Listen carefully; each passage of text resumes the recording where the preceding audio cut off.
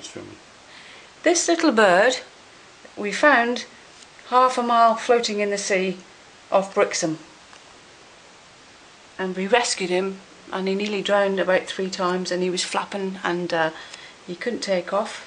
But if anybody, we've rescued him and we've resuscitated him and we've given him a little wash, and as you can see he's chipper, and if anybody knows him or recognises him,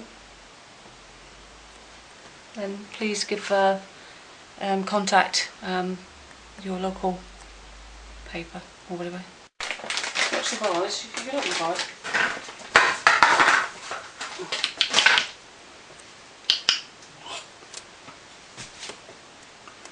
He looks a bit miffed, doesn't he? Oh yeah.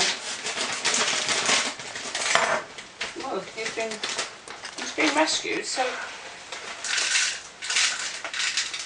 Oops. I hope he likes some of his food in here, because it seems to be a strange mixture for.